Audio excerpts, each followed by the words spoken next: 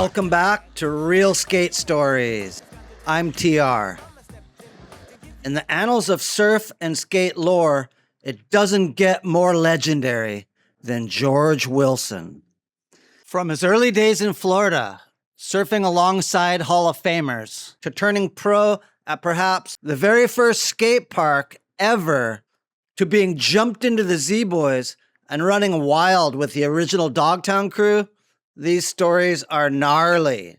From absolute mayhem, drugs, violence, murder, booze, and punk rock, to somehow coming out the other side to mentor the next generations of Z-Boys, to help shape the culture that continues to move skateboarding forward.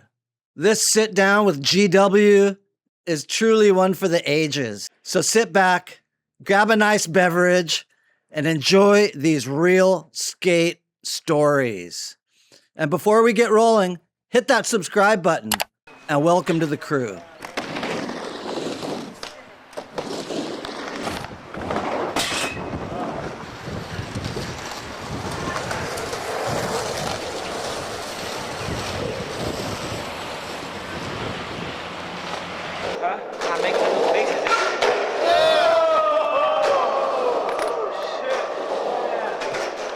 Yeah, George. How you doing, buddy? Good. How are you? I'm good, man. What's happening? Great to see you. Down in the Dominican, huh? Yeah. Cool. What's happening down there? I'm here half of the year for the surf season. Nice. And I'm in Nicaragua, El Salvador, the other half of the year. How about you? Where are you at? I'm in Tahunga, like in LA, like northeast LA. Okay. It's like a canyon, like kind of, it's about 30 minutes from Venice and 30 minutes from like downtown and stuff like that. I've been wanting to rap out with you for a long time. As you know, I've been trying to connect, and I'm so stoked that we finally linked up. Yeah, it's cool, man. I I've been love what you're doing. It's great. It's killer, man. Thanks so much. I appreciate it. You're like a historian, dude. You've been in it for fucking ever, dude. Like, and what you're doing is like, it's fucking rad. Like, I love all the stuff you post, and you kind of bring guys back to the front that a lot of people don't really know. So, man, this is such a rad opportunity to kind of break down a little bit about your story and some of the amazing chapters that you've been through. I know that you're from Florida, correct? Yeah. I moved to LA in 1978. Okay, so where in Florida are you from, and did you surf and skate, and which started first and how they influenced each other at the very beginning? Well, they kind of started together. What happened, I lived in Jacksonville Beach, which is like a northeast coast beach town. Yeah. Big surf town, and then, became like we had a pretty good crew for skating, but in sometime in 1965, my neighbors had a sister. She was like 16 and I was probably 5 or 6, and she was super hot. So like all the surfers, and this is when the boards were like 50-pound logs, with the wood fins fiberglassed over, and so all the surfers hung out at my neighbor's house and they would be skating like with steel wheels, and it was just like the kind of the start of it all. And I was obsessed with these guys, so I'd be out there all day like with them, and then they were stoked because I was like totally into it. So I started riding their boards and all that, and then I kind of started surfing right after that because they would leave boards there, and then me and my 2 neighbors, we'd get these huge ass sponge. I lived about 3 blocks from the beach, but we'd put sponges on our head and carry the board down. And Florida's really, it's flat. It can get good, but the majority of the time the surf's terrible. But so in the summer when I was like 5 or 6, we would I just ride these logs and stuff, and then it just kind of progressed, and then the clay wheel, and then so I was super into it. But when it really fucking hit was when the urethane wheel came out. That was when I was like just obsessed, you know what I mean? And then yeah, and then from there, and then there was the precision bearings. But I was surfing, I surfed all the time. So I was a little more in surfing for a lot of years, in the real when I was super young. But what happened was when junior high, because it's sort of like all the little towns. It's kind of like Venice, Santa Monica, just like that. So it was like Jacksonville Beach, Neptune Beach, Atlantic Beach. So a lot of these guys that lived a couple miles away, we didn't really kind of come together until junior high school, when we were like 12 to 13. And that's when the whole next phase came out, because then we all started connecting, surfing together, skating, all kinds of different spots. We just kind of built this crew, you know what I mean? It was similar to like Dogtown, but it was on Florida and it was our deal. You know Jimmy Plumer, right? That he skated for Z-Flex. Absolutely. So what happened was his mom and dad were divorced, so every summer he was going to Santa Monica to stay with his dad. And every time he'd come back, the dude would just be like, he'd be telling us these stories, and they were like, it was before the magazine had really come out, and it was almost like hard to believe. But he met Jay and Tony, and he started skating, especially Tony. Like, I mean, he was young, you know what I mean? They were skating like Kenner and Revere, and but every fucking time he'd come back, he would be going so much faster, and like, I mean, it was crazy. So he was like, really, like, he was the one, the first connection to it. And when he'd come back, he'd be so much more aggressive and skating so much faster, and which really helped us kind of progress at it, like when we were still young. I mean, this was like he was the first time I remember. We used to have this place by my house. It was called the Fish. It was like this big church, but it had big, like a sidewalk small, but they were probably 5 times as wide. So they were these big open, and they had just a little bit of a downhill to them, you know what I mean? And then the top was like marble and had like a handicapped ramp, so you could kick on this marble and get this crazy speed and then go down the ramp and then hit the. So we were just like, but I was driving with my dad, and I think I was probably I think I was 14 when the urethane wheel came out. And Plumer was skating. I was in the car with my dad, but I saw him pumping, and I was, because you couldn't pump like that with clay wheels, you know what I mean?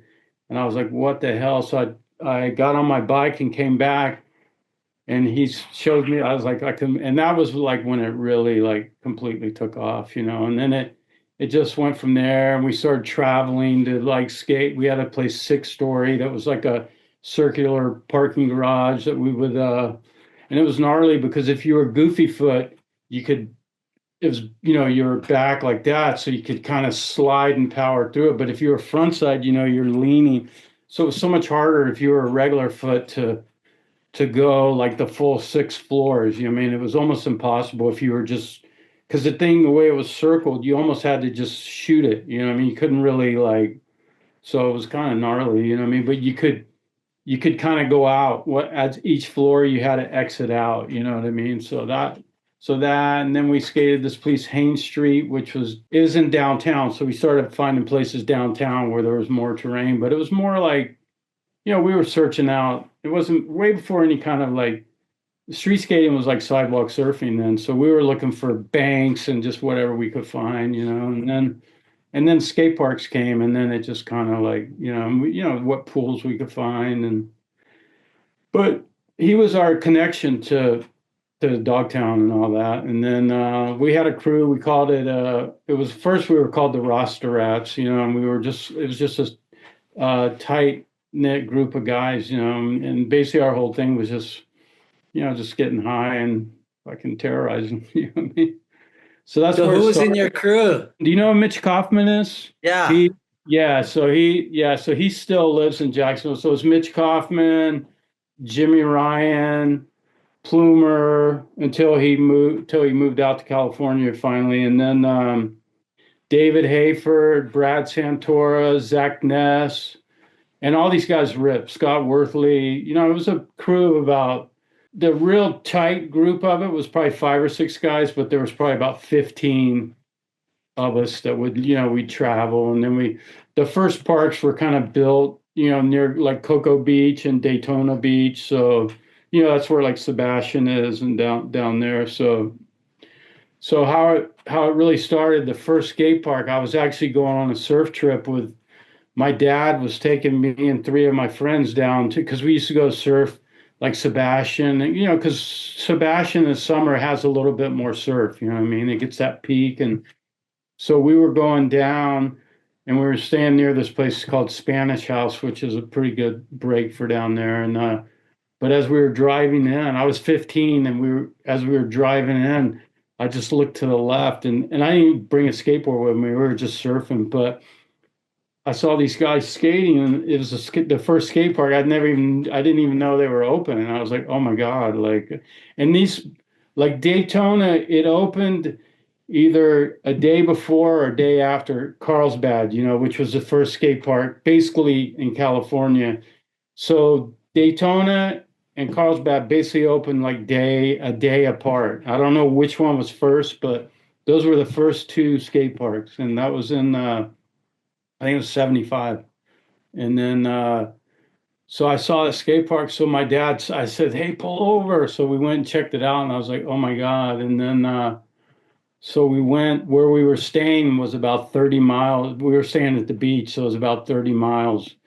But the surf wasn't that good. So I was hitchhiking every day back to the skate park. And I think you could rent, I don't know if I was renting boards or whatever, but I was like, oh my God, this is it. You know what I mean? I rented like a helmet. And I don't know if you had to wear pads, but you had to wear a helmet, I remember. And then my dad came and picked us up, and I go, that's it. And then they had told me about the one in Daytona, which is heading back north. So I had my dad drive over there and we checked it out, and that was it. There was one called the Tomoka Moon Forest. It was like kind of ahead of its time, man. It was almost like it looked like the moon. All the bowls were dug into the ground and they were all like, it was really cool. So we used to skate there a lot, and they had all these like kind of rad bowls and stuff like that. And so we used to session there with all those guys like Clyde and Kelly Lynn and really on. I conned my dad into I said I'll paint the house if you buy me a skateboard, because the skating was changing. And I had we used to make our boards and stuff. So I ended up getting a Logan Ersky, but it was a flat tail still. Like it wasn't kicktail yet. But I got Road Rider wheels with the first precision bearings but it was no kicktail. So I used to like put my toe out to like kick turn, you know what I mean? Like you had no tail. It's like, but that's where it really went. And then it just progressed from there. And because the surf's shitty in Florida, so that's when I really got heavily I was skating more at that time, you know what I mean? And then like I say, we just had this crew, and we just traveled and terrorized. And then they built a Kona skate park, which is basically still open. And then that was like our local park. And myself and Mitch Kaufman were like kind of like the park pros there. And but there was a lot of drama. The first owners were really cool, but then someone bought into it. And then I went to California. It was in 77 just to visit and hang with Plumer. And that's when I said, fuck it, man, I'm fucking moving. I'm moving to California. So, but we skated Spring Valley. We skated the last day of the Real Dog Bowl, and Alva got in like this crazy fight with the guy. The guy Dino was, he was dying of cancer, and that was the whole thing. How it became like you could skate it was the mom let him, because he was actually dying. You know what I mean? And so we went early because it was still, they wouldn't really let you ride it. You know what I mean? It was just kind of the crew, the Dogtown guys and all that. But we went early with Plumer, and then we met the guy Dino, and we gave him a big bag of weed, and he was like, totally, yeah, go ahead and skate. And then while we were there, then Alva came. He came early that day, and then he was totally cool. So we were all just fucking sessioning, and then we bailed and came back. We went and ate and came back. So we were actually able to session with fucking like all kind like Shogo and Billy Euron, and it was a good session. It was a killer one, but the mom came out and was pissed about some stuff and saying, "Oh, you guys are messing up the pool." And then Alva started going off on her, and I was like, "Wow, this isn't cool." And I mean, he was really like, I was like, wow, this is fucked. You know what I mean? So then and then she went inside, and I was thinking, wow, this is not good. And then we came back the next day, and it had like 3 feet of water, and it was being filled. So we basically skated it the last day. We probably skated like 4 or 5 hours that day, but at that time, I'd never seen a pool like that. I mean, this thing was so open and just big, perfect, fat, round coping. Like, I mean, that pool was insane. That was fucking like crazy. Oh yeah, Biniak was there that day too, and he was just, man, he skated so fast. Like, yeah, Biniak was fucking cool, man. And he was one of the early guys really on the front, when guys first started doing front sides and pools and stuff, he was one of the first guys doing that. And so then we went back, I went back to Florida, and I said, that's it, dude, I'm moving out here. Did you ever know Kelly Lynn? Oh, I know Kelly Lynn. I met him, like, Kelly Lynn's a good skater, man. And he was like a little he used to drive me crazy because I would go down and skate. I told you about that park in Daytona. Kelly Lynn was like young, dude, little motherfucker, but fucking ripped. Kelly Lynn's fucking badass. Like, I love Kelly Lynn.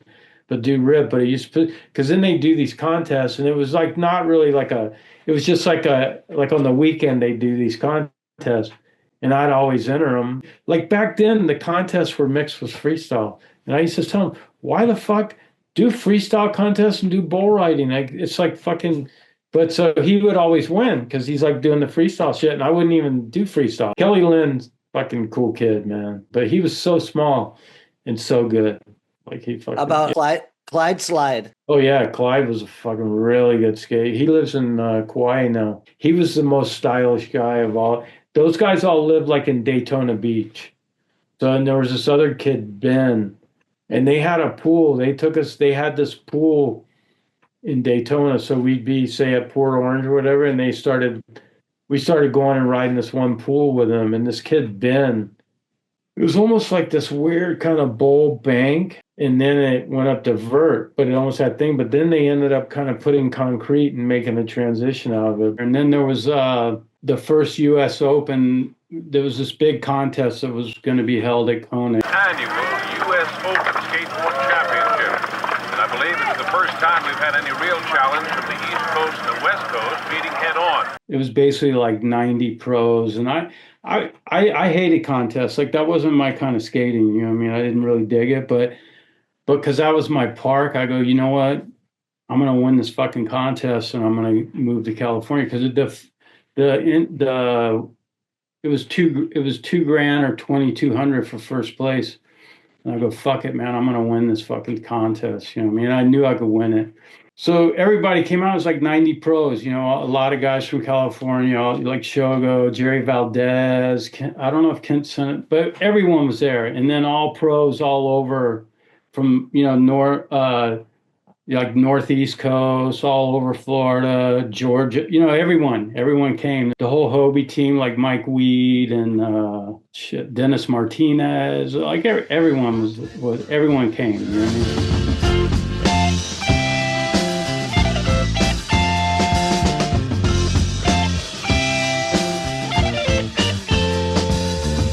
Sometimes it seems that life's a bad deal. Sometimes you can't escape a frown. The whole world loves to cheer a winner. No one knows you when you're down. Pick yourself up, boy, and pull yourself together. If nothing was bad, boy, then nothing could be better. Pick yourself up, boy, and pull yourself together. If nothing was bad, boy, then nothing could be better. You got to learn to take your troubles, not sitting down.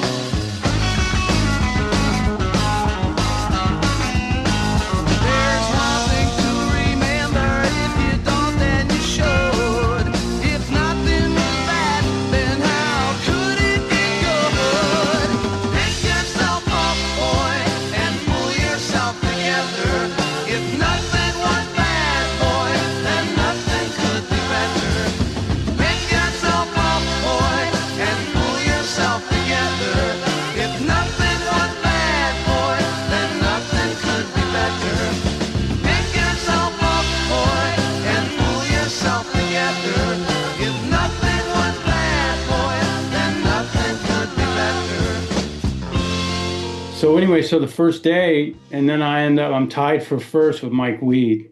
And and I didn't even have like my best runs, you know what I mean? So I go, fuck it, I got this fucking thing. And then that night, everybody was partying at these motels, like by where everyone was staying.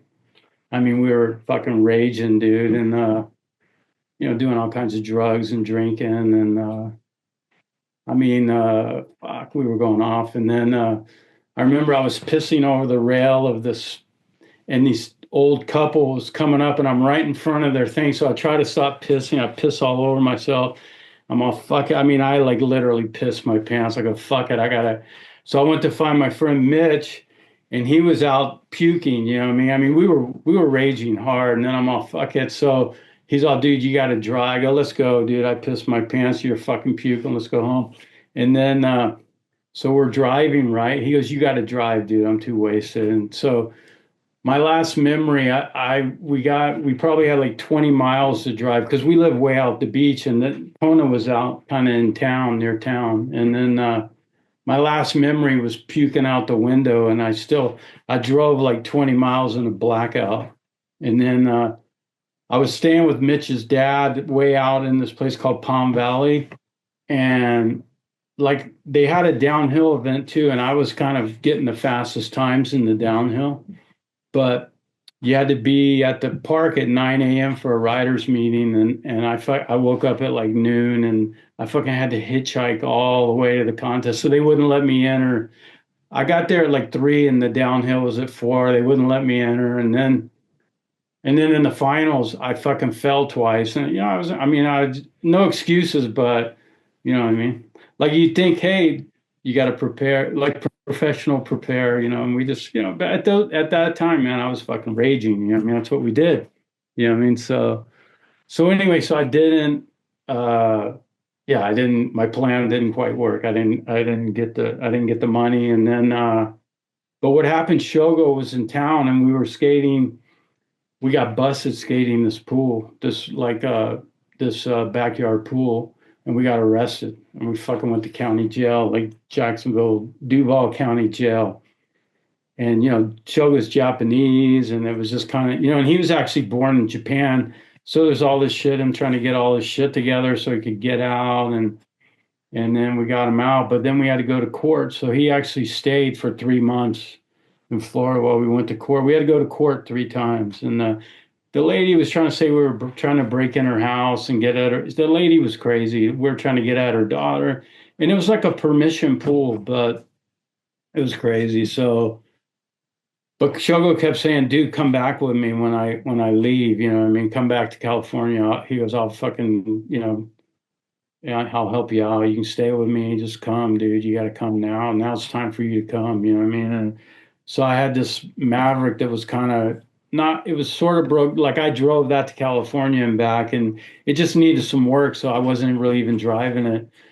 So I sold it to Mitch's brother for like $600, and it was worth a lot more, but I got a plane ticket and had like $225. I said, fuck it, I'm out of here. So we went, and then it was funny. He goes, oh man, we can't go to why don't we just go to my friend's house? So I got a cab, and we went and stayed at this dude Alex's pad. And then in the morning, he took me down to the Z Shack in Venice, and then I met everyone. And then he comes out and he goes, hey dude, I'm going to Texas in 2 days, and I don't think you can stay at my house. And I'm like, dude, what the fuck? I just got there that day, and I'm like, he goes, I'm going to talk to Polar Bear and see if you can stay with him. And then Polar Bear was cool as fuck. He was like 15, you know what I mean? And like I was 18, and then Polar Bear was, yeah, cool. You can stay with us and everything. And it was like Jim Davey, who skated for Z, and they were living in it was in the hood, man. Like in fucking when Venice was back then, it was not so. Yeah, the rest sort of hit. That's where it started, you know what I mean? And then Polar Bear fucking totally hooked me up, but we live like I don't know, it's called Ghost Town, but in the 70s. It was fucking gnarly. Like you couldn't, like they told me, okay, whatever you do, don't go left that way. You got to go to the right towards Lincoln Boulevard and all that. And I mean, because it's all like, like back then there wasn't really any white people that lived down in the hood then, you know what I mean? And so you couldn't really just skate through those streets, you know, you couldn't. So you had to go, we had a route that we would take down. There's this place, Allen's Aquarium, we go through this alley. Because back then we skated, like our transportation was, we'd skate because it wasn't that far down to the Venice Beach and the pavilion and all the breakwater and all that. So we basically skated everywhere. None of us had cars at that time, you know what I mean? And I was always kind of, whoa, okay, shit. And I hadn't been able to see much of that neighborhood because we always went the other way. But then I think it was like the second or third day we came back from Z, and it was just kind of starting to get dark. But our whole shit was taped off and all the fucking cops were there. They had robbed and killed the ice cream man right in our front driveway. I was like, holy shit, it's like serious. So like back then it was super territorial, Venice and Santa Monica and all that. And it wasn't like polar bear and everyone was cool, but like just going to the breakwater at that time and surfing, it wasn't like, hey dude, welcome, you know what I mean? So you kind of had to like, you know, prove, like I was kind of quiet. So I said, cool, I'll just, you know, when it's time to skate or just do my shit, that, you know what I mean? So we started skating, and then they're like, oh wow, this dude can skate. And then it was like, and then we went to Oxnard, and then it was fucking, you know, like skating pools. And then but then we started surfing, right? And they're like, fuck, this dude can surf. Because I've always thought I was a better surfer than a skateboarder. So it was just like, but it was a trip back then because it wasn't like, and like in Santa Monica, like guys from Santa Monica couldn't come and surf in Venice, you know what I mean? But, you know, guys from Venice surf in Santa Monica. It wasn't the same, you know what I mean? Like Venice was like smaller, tighter, and pretty hardcore, you know what I mean? And so that's it. And then, so I was they gave me a board. They set me up with a board and all that, but it wasn't like I was on the team or anything, but I just was like, because right away I was kind of hanging out. I didn't have any money, and the shack, they were still pretty busy at that time, and there was a lot of little work around like they had this little shack on Venice, right by the beach, and that's where they did all the shipping and kept all the stuff. And then they had a factory in Inglewood that Jay's stepdad Kent would go to every day and it was just phasing. They were still sort of making some of the fiberglass boards, but it was kind of phasing out. Yeah, they had just made the Z Woody. Remember the Z Woodies that were sort of a takeoff on the fiberglass? But those were beautiful boards, but they kind of and they had the beam on them too, the wood. They were beautiful, but they were kind of would tear up a little bit, you know what I mean? But they were fucking killer boards. And then they had this series of wood boards called the Z series, and they had them from like 26, 20, or 27 inch, 29, and a 31 or something. So that's what I was riding, these Z series boards. But it was before they got wide, you know, they were still like you're kind of riding, and it was before Indy, so you're kind of riding on those were like kind of mid tracks, you know what I mean? So, but then it was just as it was going to go into the wide board, you know what I mean? So how I really got on the team was, you know, Lakewood Skate Park with the half pipe and all that. So that was the next park that opened while it wasn't open, but I was already there. And so they were doing a big thing like photo shoot where, because the like Kent, Jay's stepdad, and Chris Pass and Ethel Pass, that was the owners of the company. It was so we were all going to Lakewood, like the whole company, you know, it was all fucking, and that's the first time I met Marty Grimes and all that. But I just said, this was my day. I said to myself, I go, this is it right here. It's like fucking, so I kind of went off that day, and then they put me on, you know, they go, oh, you're on the team. You know what I mean? We want you, you're officially on the team. And I was like fucking stoked. And then Marty, like, cause Marty, he was still in high school, so Marty hadn't been around that much, you know what I mean? So he came that day, and he kind of got hurt right away, you know what I mean? So, but he always tells the story, oh, fuck, here's another mouth to feed and all that, you know what I mean? Because like Marty and I, man, Marty's one of my best friends. We pretty much talk every day now still, you know what I mean? He's fucking, guys are like, and Marty was insane, dude. The dude was so good, you know what I mean? So underrated, you know what I mean? Like this guy was like, incredible skater, man. And just so, like, his style and just the positions he put himself in were incredible, man. But yeah, so that's the day I got on the team. And then right after that, they were working on the Pig series, which was the wide boards. And then Kent was, but in that time too, I started working at the factory. So we go out to Inglewood. And then what happened, the first run of boards they got, they were cool. They were vertical laminate. So they were like 1 inch, or maybe they were vertical laminates and then laminated together. And those were flat. But then Kent was also working on, Kent basically invented the concave. You know what I mean? I think a few people kind of came out with it, but Kent, that was the first I'd never even heard of that. You know what I mean? And Kent was a crazy innovator. You know, he did the fiberglass board, and you know, he was a mold maker. You know, he made the molds, and we made the mold, and it was with fire hose and had the press. And like Ken, I learned so much from that guy. He was like my mentor. You know, he taught me so much about because then, so what happened was these boards were beautiful. They were like poplar and stuff. You know, poplar is so soft, so they were really breaking. And Ken goes, "Fuck it, we're just making all the boards." So myself and Jim Davey and Polar Bear a little bit, but we started making all the boards. So we started running the factory. You know, I mean, I feel like we were probably the first skateboarders to manufacture board. You know, we were manufacturing our own boards and stuff. You know what I mean? So just sometimes I think back on shit and I'm like, wow, we were really the first guys doing that. You know what I mean? Like Kent was like, and like Kent made these things called the Z Grabber, but they were urethane. But that's when people just started doing, like, you know, it was rock and rolls, but see, you know, so the grabber was urethane, so it was sticking.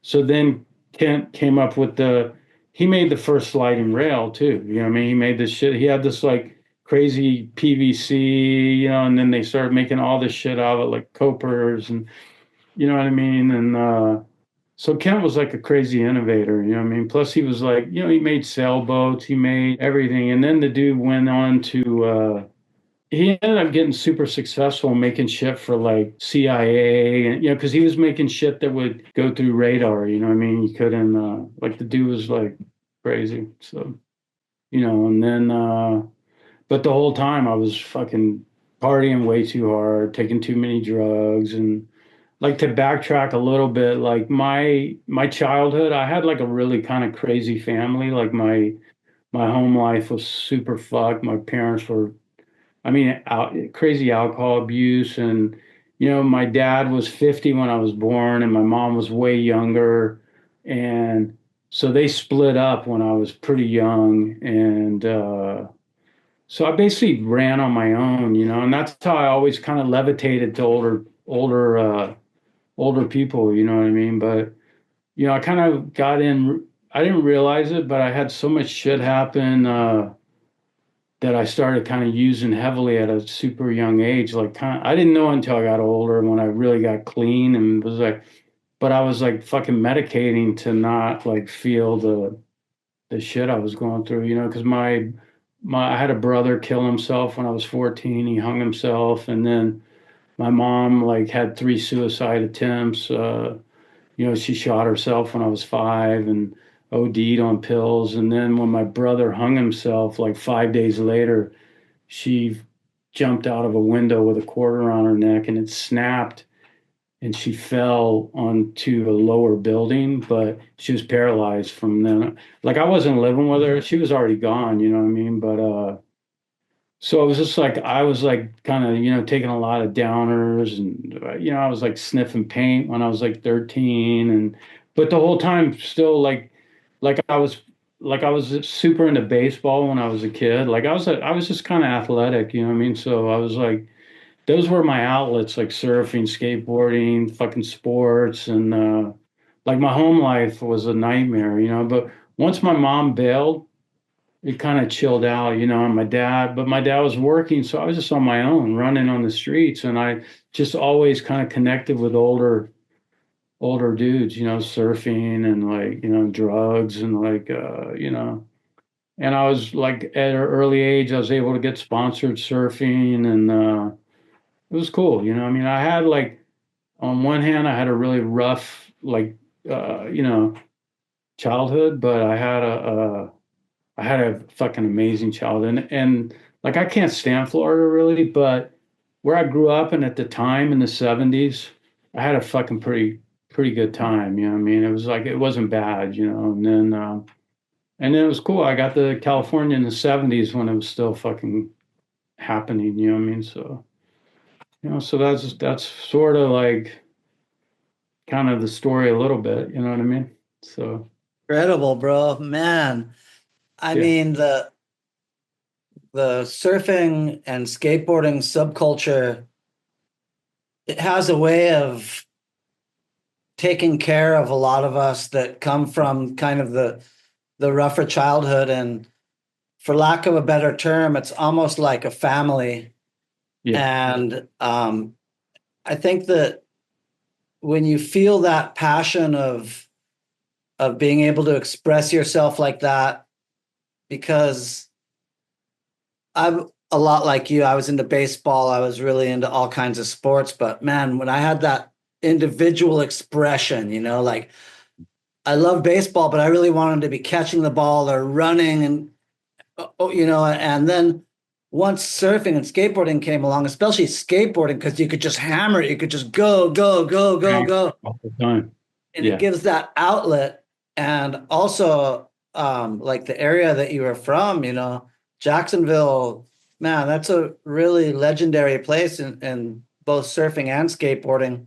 And then further down the coast, you had like Bruce Walker and all those guys. Did you get to meet them? Oh yeah, I knew Bruce. I knew Bruce Walker early on because, like I say, we were traveling up and down the coast. You know what I mean? So yeah, I know Bruce really good, and like basically everybody. You know, you all know each other. You know what I mean? So like Fulmer, I knew Fulmer when he was fucking young. And Alan Gelfin, like, because I went on this trip with one friend of mine that skates. He wasn't really like a crazy ripper, but we just went on this kind of surf and skate trip. It was just him and myself. But we went to Hollywood, Florida, and when Alan Gelfin was completely unknown, but he was fucking doing ollies on the banks and shit. Like, this is early, dude. It was maybe like the beginning of 76, you know, like sometime in 76. You know, maybe, I don't know, sometime in 76, maybe coming to 7, but it was like early and he was doing the ollie. I was like, look at this motherfucker. And then I went and I skated on that trip. Like I went to a bunch of places and I met Fulmer on that trip and he was a little kid, you know what I mean? And he was ripping.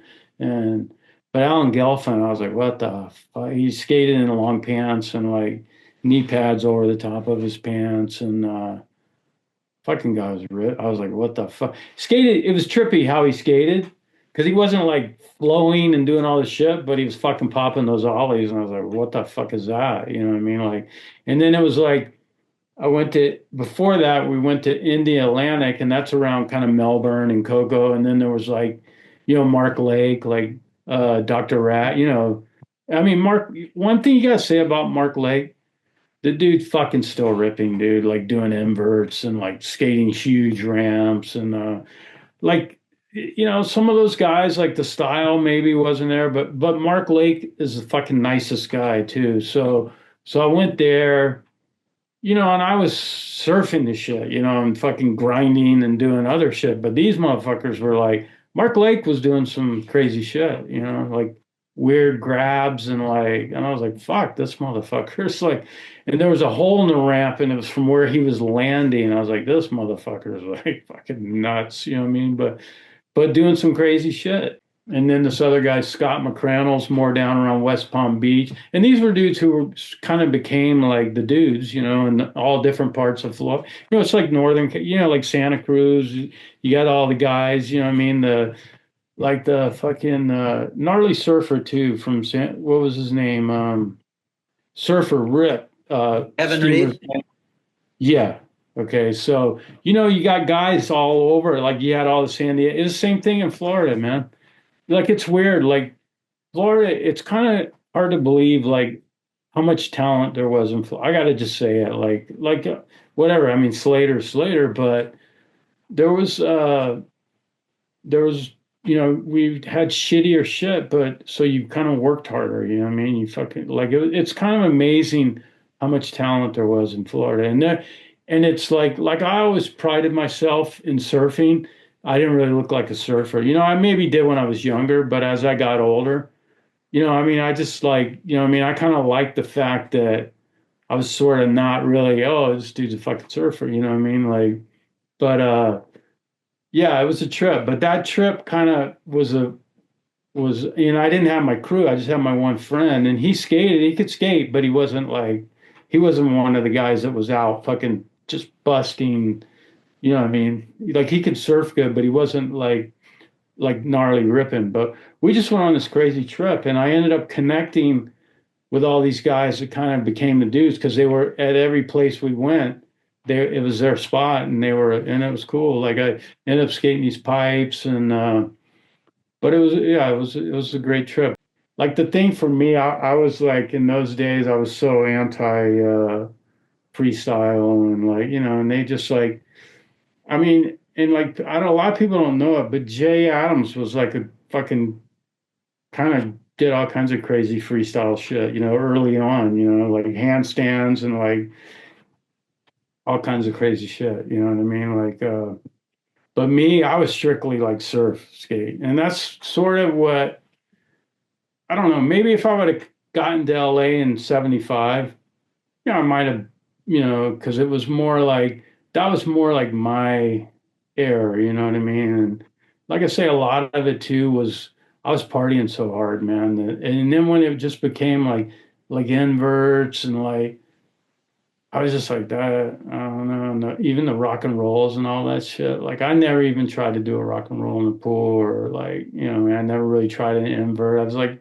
that ain't surfing, man. Like I just was like, I kind of had a closed mind on part of it, but Polar Bear, I mean, there was a time like around the Marina skate park, like no one could touch Polar Bear. He was the gnarliest skateboarder in California. No one could fucking touch him. Like, dude, he blew away everybody. And no one did inverts like Polar Bear, dude. And yeah, he was the first guy to do the stand-up board slides from the deep end all the way to the shallow and would come in. And then like Hackett got a cover doing an ollie from the hip into the shallow of the hip on the dog bowl, in the Marina dog bowl. But Polar Bear he had a double spread in one, I think it was a skateboarder or something, but no one rode that pool like Polar Bear did. Like no one did. Like, but there was about a 6-month period that dude, man, he was incredible. I mean, Polar Bear was.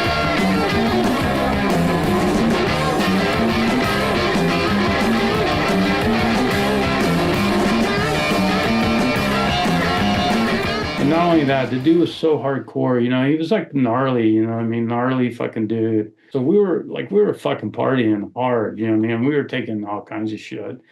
And he grew up it was rough. His childhood was rough as fuck. And but the dude was like, and he had a heart of gold though. I mean, he took me in, you know what I mean? Like he could have said, fuck this fucking Florida kook. What the fuck? You know what I mean? But so dude was gnarly, dude. So fucking good, man. Like, so that was it was great. But like I say, I kind of had a closed mind to it, you know what I mean? And I was having like some really bad injuries and then I was like, it was kind of even the end of 79. I'm like, man, fuck, I want to surf, because the surf was, compared to Florida, the surf was good a lot, you know what I mean? And then around 80, I just said, that's it, dude. I was still working at the factory and stuff, but I go, fuck it, man. So I kind of quit skating, but a lot of it was like injuries, man. I had I'd had my hip drained 3 times. I had both my knees drained. I broke my wrists a bunch of times. And because the way I skated was like kind of fast and on edge, you know what I mean? So I ate shit. I was usually good for a really hard slam almost every session, just the way I skated, everything was on edge and like, so I ate shit a lot, and I'd fucking beat myself up. But, and then I got in a motorcycle accident and put a clutch into my groin. And then like and then had been out of skating for like, cause my groin was so fucked up that like about the Dog Bowl Pro was coming, which was a big contest at the time, and I was like, fuck it, man, I gotta be in that contest. And then it was about 3 days before the contest was the first day I skated. I go, fuck it. And then we used to have this trailer, and we used to get high up in that trailer, and we do coke and shit like that. And I was with Plumer, and we were doing a bunch of blow. And then that's about in the middle of the skate park, and that skate park runs downhill. So I came out of the trailer and was all fucking amped up, and I hadn't been skating, so I was like fucking hyped, man. So the entrance to the pool is tiny, and that you either had to fly over the coping or roll in, or you had to go in on this little, everyone stand back and kick and then fly in. So, but when it was sessions, like the sessions that went on there, everybody dropped in on each other. And so anyway, I fucking came from halfway down the park. I don't know who was in the bowl, but I dropped in and I was fucking flying around the bowl. And I did a rock walk, but I was going way too fast, because I used to do these long, and I fucking popped out and I was falling, and I went to turn and just and then I was in a pool of blood, like fucking first day skating, man. And then I came to in the hospital, and it was like the 3 days before the contest, and they're like, hey man, you want to go back to Florida? I'm like, fuck yeah, I can't be here, man. My face was like, yeah, it was crazy. So I had a crazy concussion and all that. But to go back real quick, and then you can talk and see. But when Marina Skate Park opened, I mean, it was kind of the gnarliest park when that one opened. You know what I mean? And everyone was coming, but that was like the area, like Venice and Santa Monica. That was the first skate park, like fucking. And the sessions, the first 6 months, were like that shit's like. That's what, when you talk about being somewhere, and I'm like so grateful that I was able to be a part of that it was like, but top pros would come, except for like, say, guys we were close to or whatever, but pros would come and they would be there and then try to get a run and just boom, boom, boom. Like, and then next thing you know, you'd look and they'd be at the back keyhole, which was a killer pool. But for like the first 6 months, I don't think I really wrote anything, but it was a dog bowl, dude. But it was so funny because if some dude would drop in, then maybe 3 guys would hit him behind him, and then they'd get chased up to the top. It was just like, it was a trip, dude. It was like fucking hardcore, dude. But, and like Jerry Valdez, like guys like Brad Bowman, I don't know if at the very beginning, but he right away, I mean, Brad Bowman ripped, but when it was early, it was just the crew, dude, like Santa Monica, Venice guys, and like, and then like Valdez, Hackett, but it was a trip. Like that was like kind of, those were legendary sessions, man. Like just fucking unbelievable. Shogo, Jay, fucking like everyone, you know what I mean? Biniak was skating it, but Biniak got out of skating so early around that time, he kind of wasn't really skating that much, you know what I mean? He was playing golf and doing other stuff, you know what I mean? But anyway, go ahead, you talk now.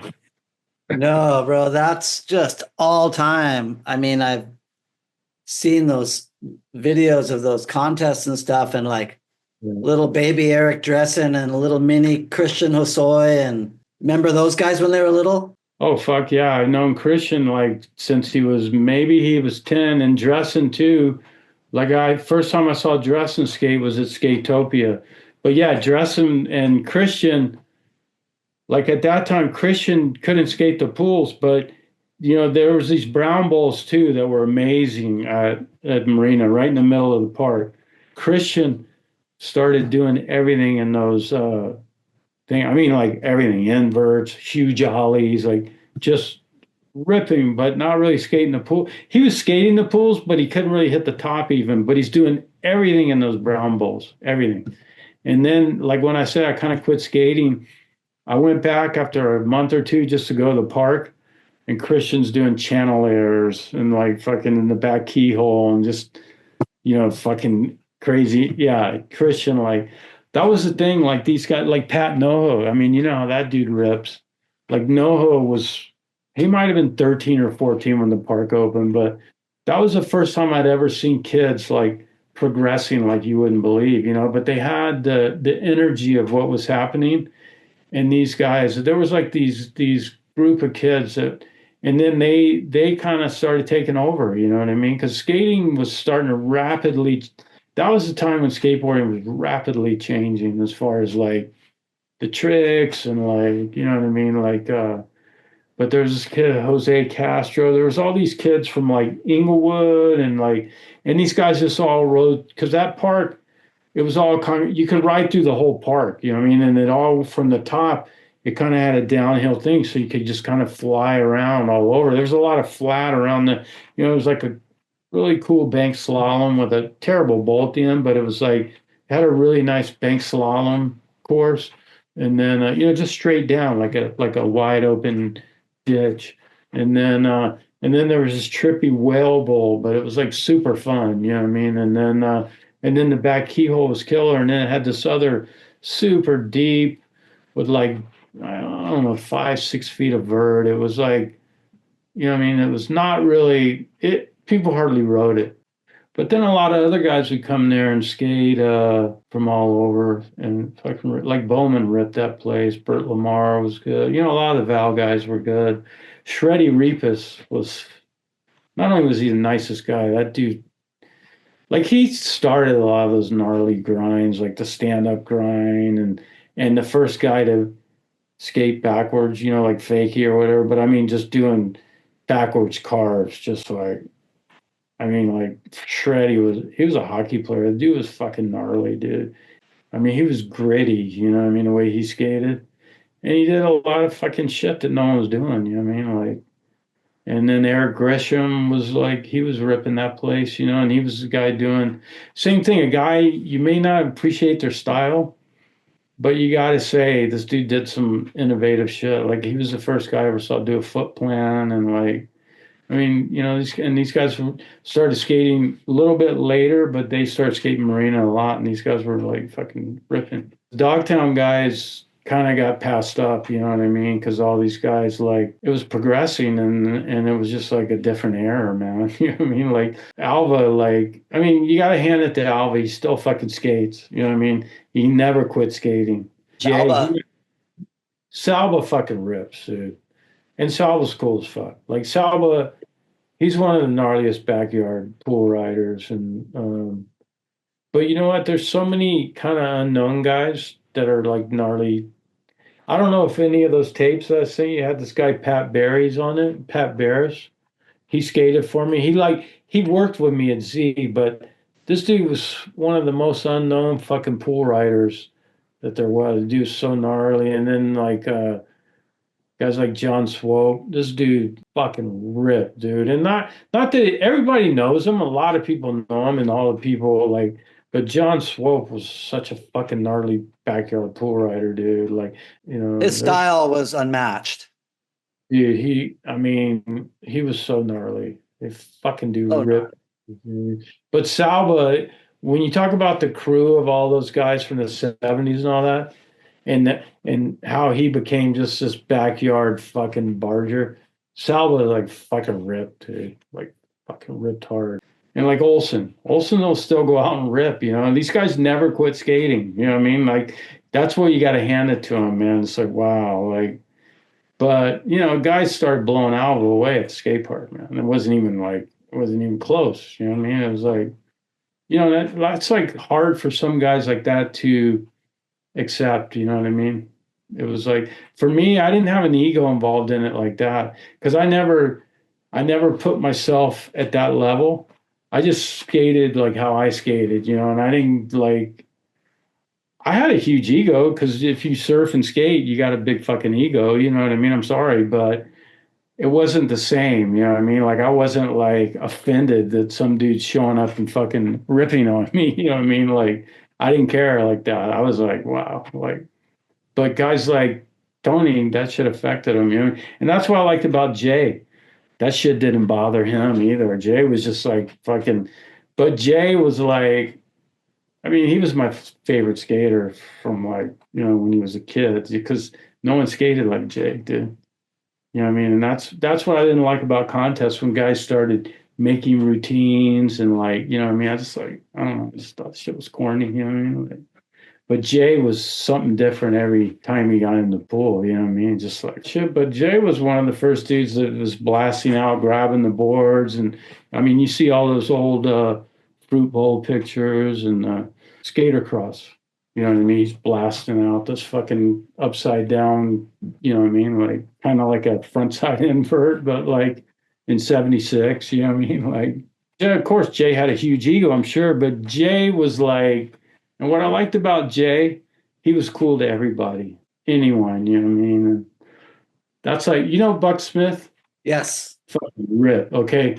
Well, Buck was like 9 years old at Kona Skate Park. He was just starting to skate, but I could see it, man. This dude had, so I used to call him Buck the little fuck. And he kind of became like my boy when he was a kid. He was just getting going, you know what I mean? But I just kind of, he was like my boy, you know, and every time, I'd, Buck, you little fuck. And he'd always say, like, you know, in the interview, oh man, George was so cool to me when I was a kid, when I couldn't even skate, you know. And I mean, that's what skating's all about, dude.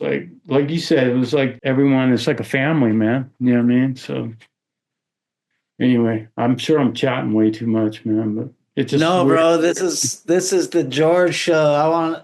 I got so many years of wanting to hear these stories, so I'm just soaking it in, and I know all the viewers are as well. So when you first started skating with Jay, he was writing the book of what was going to become cool in Skateboarder magazine, and that kind of translated all over the world. And as you said, it was just a unique, spontaneous style that he had. When he was at Kenter and Bellagio and Paul Revere and those early schools, how much pushing was going on and how much pumping was going on? Was he like maintaining his speed, like bottom turn, going back up? Yeah. I skated those more when I came out on the first trip. Like you would kick and then go, and then you weren't kicking, you were just pumping. Yeah, totally. Like, you know what I mean? Like you just keeping your speed through the whole thing. But there was walls like at Revere and then at Kenner that were pretty good size. So once you kicked and got your speed and went down, you were just pumping, you know what I mean? All the way down to the end. You didn't need to kick. No, you know what I mean? I worked for Hal Jepsen when I was at Grom. Oh, wow. And I already had my surf movies going. And so I got to meet Craig Halley. Yeah. You remember Craig? Yeah, I know. Yeah, I don't know him, but I know the name. Yeah. Yeah, because he was the one who shot all that follow footage at Kenter and in those parks, like following those guys. Yeah. Like Go For It, you know, there's all the point of view shots, like going through the tubes and all that. He shot all that stuff, and a lot of people have never even heard that guy's name. That was Super 8 too, which is like different. You know what I mean? Like early. And 16. Oh, 16. Wow. Yeah. Yep. That was my big mission in skate filmmaking, was the follow footage. And so in the 80s, once I was doing the videos with Speed Wheels and that, you know, I was skating those same schools with Eric Dressen, you know, hauling ass behind him, but olling downstairs with him and all that kind of stuff. And so there's, from there, that's kind of where the filming street lines, you know, point of view style, the way that people make skate videos today, all that came from you. Basically you doing that.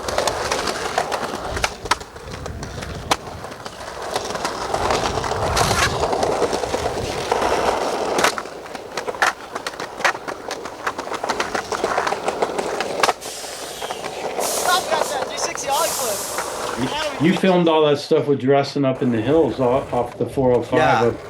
Yeah. I mean, Dressing was so fast. Yeah. Dressing was shit. I mean, you know, there was a time in that era when Dressing was pretty much what you consider the best street. You know, he won the world thing a couple times. How'd you link up with Metaver? Well, he just wanted to, because of Hosoi kind of, you know, they had the, you know, like Metaver's cool as fuck. You know, I just see him at all the contests. I love Metaver, man. Like I was I knew like Novak pretty good, you know what I mean? Like from it's like even like Fausto, I knew him pretty good, but not like because those dudes are up north. But me and Metaver, when we'd be at the contest, we fucking rapped a lot, and he loved all the guys, dude. He was just like so he flowed all the guys like fucking Jimmy and fucking like. I mean, I'm sure he told you, hey, we got to get these guys in it or whatever, but Totally. that's right. And he'd come with me on the shoots, and he loved it. He was like so stoked on what we were doing and everything. And he had such a unique sense of humor and so clever. And a lot of the writers were kind of confused. They're like, whoa, how is this guy? Turn that sucker off. Are you actually filming me? No, we're just kidding around. Okay, because If our batteries are really low, or we would be. And then other ones that were like a little more edgy just loved the guy. Oh, I loved him, dude. I'm sure he drove Novak crazy. I'm sure, you know what I mean? Like, For sure. I'm sure they had some fucking battles. But what was so rad about that is no one had done a video like that with all that many different people, and like it was a trip. Guys from so many different teams, and like it was sick, dude. Fucking good. Yeah, totally. I was so lucky to get that gig. I mean, wow, what a honor and what a blessing. Yeah, that's so sick. But that was cool too, because you posted some of that footage from Hawaii. That was from that one contest in the thing, like the ramp contest. But there were so many good sessions that whole trip at that half pipe, dude. Like we had some like fucking 6 sessions over there, man. Like that was really fun, dude. Some really good sessions over there. And everyone was coming over and skating it too, like Soy was fucking killing it, NoHo, fucking like, but a bunch of different people were over there sessioning on it from the contests and stuff. But, and that's now we're starting to get into the next thing. And that was the thing about Venice, dude, like the pavilion, like Jesse Martinez, Dressen. I mean, that shit and Nadas. Like I knew Nadas a little bit, but I forget I was in Santa Monica on Ocean Park. And Nadas was across the street. I can't remember who I was with, but he called out to Nadas. And this is early, dude. I don't know what, 80s, whatever, but Nadas was fucking flying over, and he ollied and did a 180, like about 10 feet, and hit the curb like with both axles and just went. But it was like, I'd never seen anything like that. You know what I mean? I was like, holy fuck. Like Nadas too was one of the guys was like, and you filmed it. Didn't you film him a lot too? No, back then, or Absolutely, yeah. I mean, Nadas was like so fucking like. I mean, like as far as like kind of more on the ground shit, Nadas was one of the guys that was like, whoa. And then, but then the shit like at the pavilion, like all these guys are wall riding and. But I mean, to go up and hit a wall and like, just wall ride. Off like with no transition or anything. I was like, what the like Tim Jackson, dude. Tim Jackson was a roller skater in the 70s. Like he was a gnarly roller skater. His brother Kelly was a good skater. He skated for Dogtown. He was a good like street skater. Like these guys had it really rough, but Kelly was like just a sweetheart. But Tim was kind of gnarly, dude. Like at an early age, he was like it was fucking like and he used to skate on Venice Beach, like Venice Beach in the 70s had such a huge roller skate scene, like slaloms and like disco dancing. It was a trip, man. Venice Beach was a fucking trip. There was like so much shit going on, man. It was crazy, dude. You had the performers. Yeah, Venice Beach was a fucking trip, dude. And then the dude started skating. And no one skates like that, dude.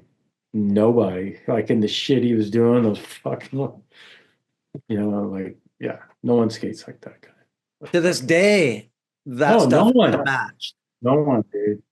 Yeah, and he fucking found his niche, dude. And then he got aboard with Dogtown. I mean, it just kind of came out of nowhere, too, dude. It was a trip, man. the energy going, like the 70s at the pavilion and breakwater and all that was different. Like we skated there and there'd be ramps and we'd build ramps sometimes, like real kind of rickety hoopty ones, but it was just there was a different energy. J-Boy lived right off the Strand, right? In his Jay lived early all days. over, but yeah, Jay lived in this place in Paloma, like, well, that was later, but yeah, like the Z Shack, Jay and like after that, because Kent owned that building, and then Jay lived in that after kind of the Z broke up and all that, so he lived there for some years, and then when he was still with his mom, he lived like on Wade, which is like kind of east down Venice Boulevard, and he lived all over the place. He lived in kind of in the 70s too, like in the maybe early 80s. Kent had a house in Santa Monica, and Jay lived with him. That's when he kind of got into when he was kind of got in the punk scene. Like for me, man, I got in and out of that so quick because I like within a month I was done because it was so violent, and we were getting in so much shit, and I mean, and Alva was there because I was with Jay and we were at the Whiskey, and I forget, I think it was Black Flag, a bunch we were playing, but like so much shit had gone down inside, and we were on these. We took a bunch of bootleg Quaaludes, and then I mean we were so fucked up. Polar Bear drove this. He had this Nova like '64 wagon. I mean, like you could make a movie about this night. I mean, so much shit went down. It was fucking crazy. I mean, I can't even tell you like. And I was one of the only guys that kind of remember because I mean, we took these bootleg. They were like horse tranquilizer Quaaludes, bootleg Quaaludes. I mean, they were like, and so all this shit went down inside. Like I remember, I got this guy. I kind of got in a fight with this guy, and he had super long hair, and I like wrapped it. I had his hair, and I like wrapped it around my fucking hands, and I was just pounding the dude. But then his hair is so like I have him like my hands like this, and it's like even if I try to release, he's like locked on the mic because I had his shit. He had super long blonde hair, and I'm just pounding the dude. But then everyone's kicking the dude, and then I'm trying to get like you know what I mean. It was just like crazy, and then so that shit, so much shit went down, and then Jay got kicked out early because Jay's when Jay's like on a good one, Jay's like fucking well. So then we go outside, and then well, first thing we're all outside hanging out, and then Jay goes, "Look, fucking Alva's getting in a fight," and we run down. We run down there, and I'm behind Jay running, and Jay used to do judo, and he's running, and he does this flying judo kick, and just fucking nails the dude and knocks him down, and then we fucking left there, and then it's like. I forget what happened, but then we're trying to leave and we're trying to find Jay. And then we finally got Jay and we're just trying to get out because it's like fucking mayhem, dude. I mean, like we're going to jail if we don't fucking get out of this shit. And then Jay goes, pull over, pull over, pull over, like we're trying to leave. And then he jumps out and Jay had broken into some place and stole all these typewriters. So we pull over and we're in this parking lot. Jay's throwing all these typewriters in the back of the fucking back of the station wagon, right? We're going, what the fuck, dude? What are you doing? And then a security guard fucking tackles him, dude. And Jay like flips the dude, and the dude busts the dude's teeth out and shit. And then let's go, let's go. But I mean, it was like, dude. And then the next day, we were high like off these ludes for like 3 days. I mean, they were like horse tranquil. I don't know what they were, but like that shit was like a fucking movie, dude. I mean, it's fucking true. I'm telling you, all this shit happened. It was so insane. And then the next day this is when we were making surfboards at Z, and Jay's dad had a order for 200 paddle boards for Hawaii. So we're making like Kensal, he told me you're gonna be the shaper, and I'm like, what the fuck? I've never shaped a board. But then Chris, Chris Cahill, he was one of the original Z boys, but gnarly shaper, dude. I mean, Chris was insane. So Chris came back. He had just come back from Hawaii, and then I'm like, "Fuck, I don't want to shape." And I go, "I want a fiberglass. I want a glass board." So then Cahill came down. So But then Cahill's a shaper, and he's trying to like, and Kent's all, motherfucker, just turn the rails down and fucking pull them. These are fucking paddle boards, and we were glassing them with like fucking like, I don't know if it was 10 ounce, but we were doing double layer 10. They were big fucking paddle boards that we just, and he got all like, he bought like second blanks, and we'd have to like get this big spotlight light and like fucking, poke all the fucking holes. And then, they were like, it was like alligator skin. The glass was so thick, but there were these, and then we glossed them all like lifeguard yellow with red fins. And, so we had to go to work the next day, and we were on these fight. This was after that night, and we're just all like, my friend Mitch from Florida was like sanding the boards. I was fiberglassing. Jay, I forget. I think he might have been glossing and hot coating. I can't remember, but I think maybe he was doing something with them. But so we were just making these fucking boards. But we were all like Jay went to work. I went, but Mitch was so fucked up. He goes, I can't go today, dude. And then we're just like, and then the next thing you know, we're fucking working. And Jay's stepdad is Jewish, but I tell you, we were high for like 3 days. But Jay's sitting down there with a razor blade, in because he's like kind of and he's carving swastikas in his arm with the razor blade. And Kent came and goes, "What the fuck are you doing?" He ripped that shit. He was all, "What the fuck is wrong with you? You know I'm fucking Jewish."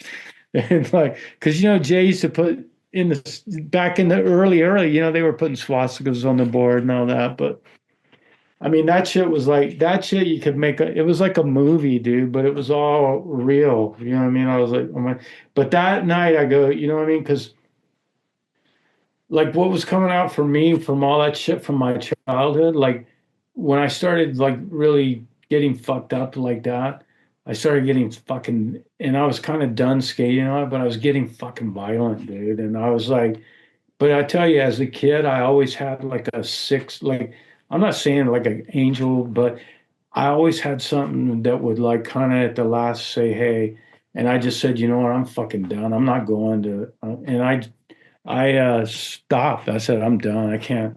I just knew it, man, because like every time I went, we were just getting these fights and like just like, and I go, man, like that dude, I could have killed that dude. I mean, I unloaded on his like, on his head with fucking steel toe boots, like a field goal, dude. And he'd already been fucking mangled by Alva, and then Jay did this kid. I was just like, so like that next day when it took a couple days to clear up from that shit. And I go, that's it, dude, I'm done. And then it wasn't like a month later. You ever heard that shit when Polar Bear and Jay went to jail for murder, county jail when they were 18? Like they fucking, and Jay kind of started it. There was a couple gay guys. It was at that Okie Dog's place where we went out, but Jay started shit and kind of got in the fight. But the same thing, all these dudes jump in and just start fucking kicking motherfuckers, and like, they all got boots on, and like, and the fucking guy died, and it's not like Jay or Polar Bear maybe killed it. And Polar Bear is gnarly, dude. That motherfucker fucking, he'll fight like Polar Bear's gnarly, dude. And then but I stopped going, dude. I said, that's it, man. I go, someone's gonna we're gonna kill somebody, and then it wasn't much long after the fucking guy got killed, what I mean? I was just like, yeah, I was done with that shit. Like I was like, I ain't a punk rocker, man. But that's what happened for me. And it used to happen, I'd go surfing down in Mexico and shit and start drinking tequila and mezcal and stuff. And I just started getting this fucking, I have it's so deep in there, but I have like this violent side. And that's why, like, I haven't drank in 37 years, man. I gave it all up. But that shit was crazy, dude. Like fucking, like nuts, man. Like the whole, like that was, yeah. But anyway, yeah. So Jay was living, that was when he was all kind of, but they came and took him from Kent's house, and they found the shit with blood all over it. And yeah, so he went, yeah, I think they were in county jail for like 6 months. And then they ended up getting off because there were so many other people involved and stuff, but they ended up getting off of it. But yeah, shit was crazy, man.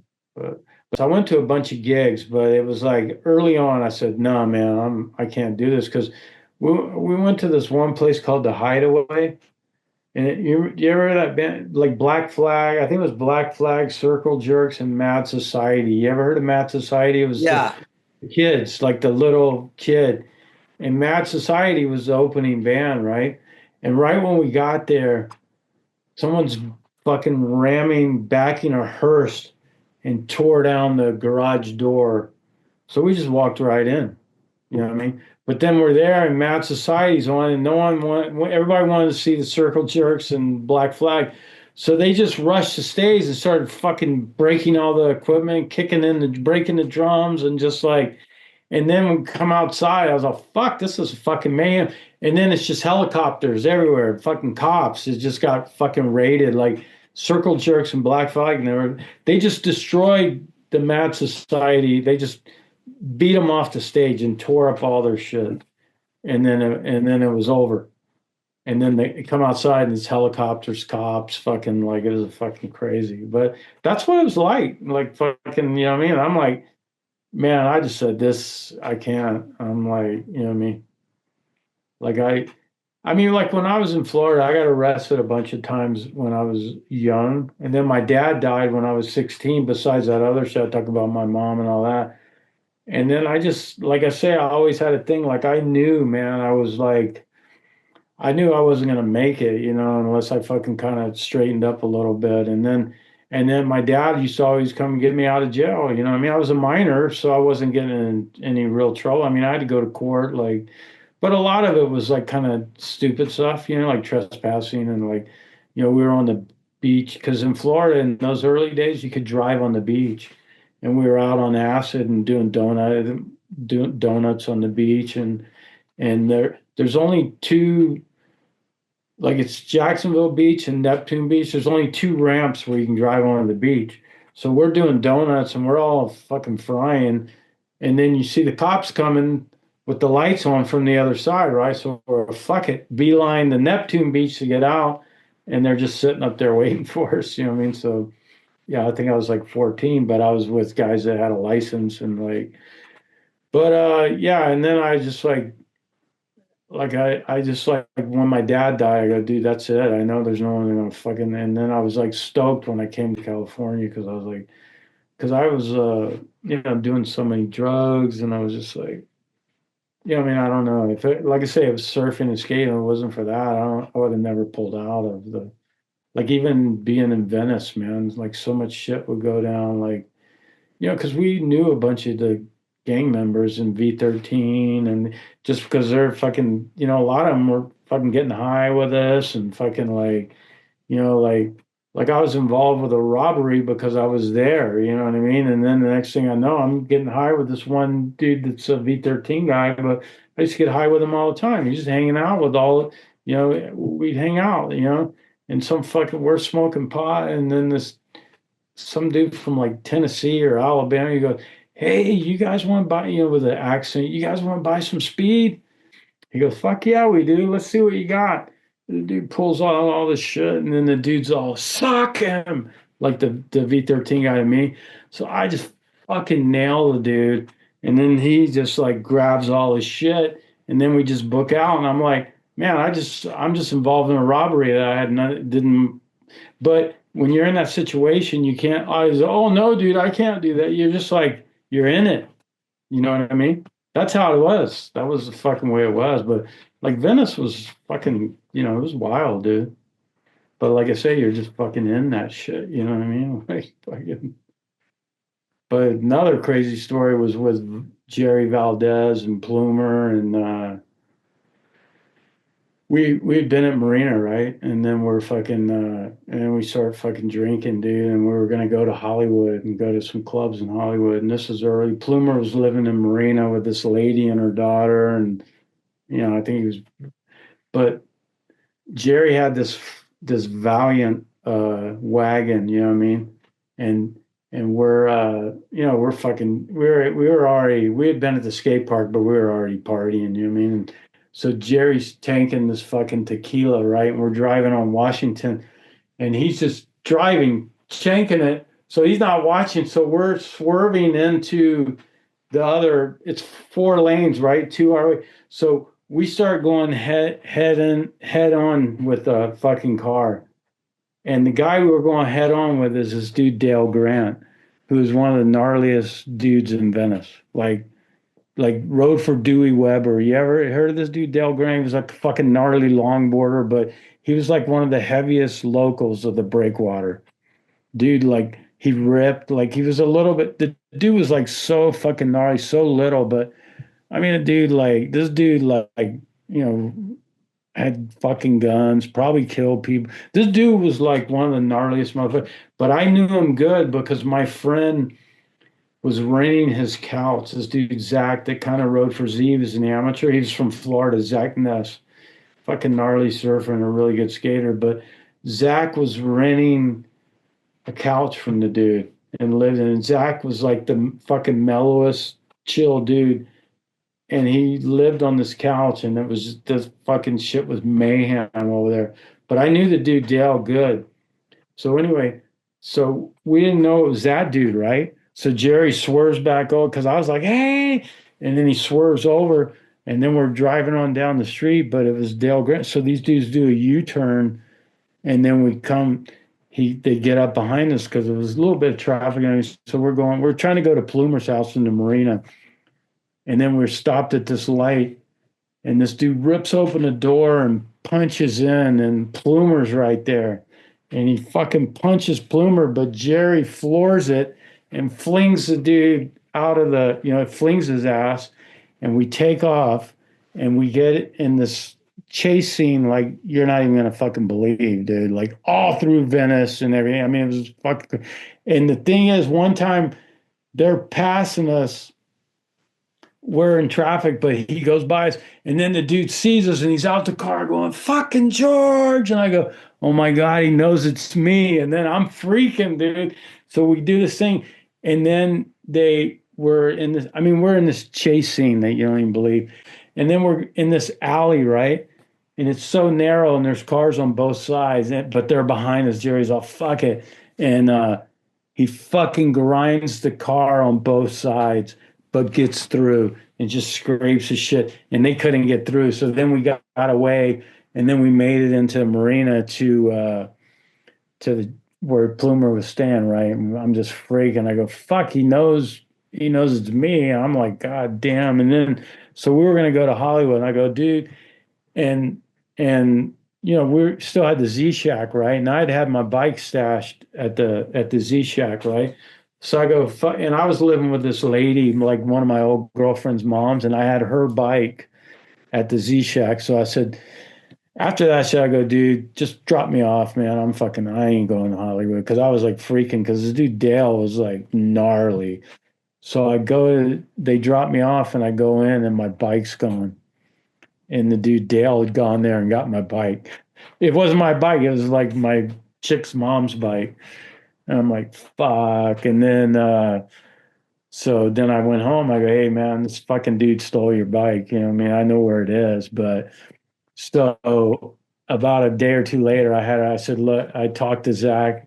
He goes, dude, he just wants to talk to you. I go, I ain't going over there, bro. So I said, hey, and then he goes, he's not mad at you. He goes, he knows you're, but he goes, he wants fucking Plumer and the other dude. Because they still didn't know it was Valdez, right? He goes, he wants those, dude. He don't have a problem with you. I go, dude, I ain't going over there. So I told the lady, I go, dude, can you go over there and get your bike?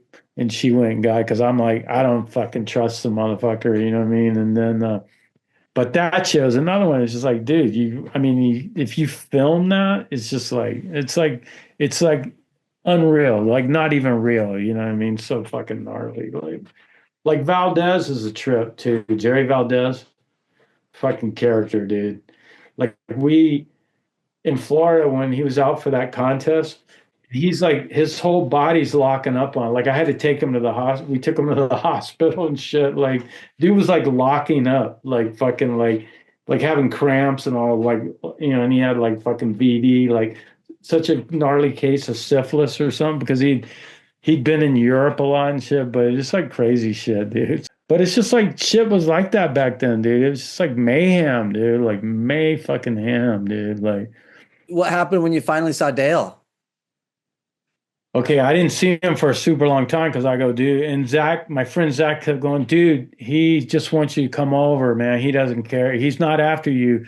And then I didn't see him, but where he lived and where I was living with a lady, like I only lived about maybe 4 blocks from him. It was Mar Vista, kind of on the border of Venice and Mar Vista, which is just east of Venice, like kind of where Venice High is and all that. So I was living in this apartment with my girlfriend's old mom, and then there's a market over there called the Royal Market where you could like it's not like a Vons or anything, but it's like a small but kind of big grocery store for like a neighborhood store, and I was in there, and then when I walk in, who's in line is Dale, and he goes, "Hey George, what's up?" And then he was just like totally cool because it was like maybe months and months later. I was like, "Oh fuck!" And then I go, "Hey Dale," he's, "Hey George," like nothing had ever happened. So it was like it was cool, but Oh, yeah. you're lucky. Right away he was going, "Hey, I don't. It's nothing with Jordan." He gave the bike to because I told Zach, I go, "Dude, that ain't my bike. It's fucking, Juanita's." And then she went over like 2 days later and got the bike, and he was all, "Tell George to come over and see me. I'm not gonna do anything to him." And I was like, "I ain't going over there, man. Fuck no."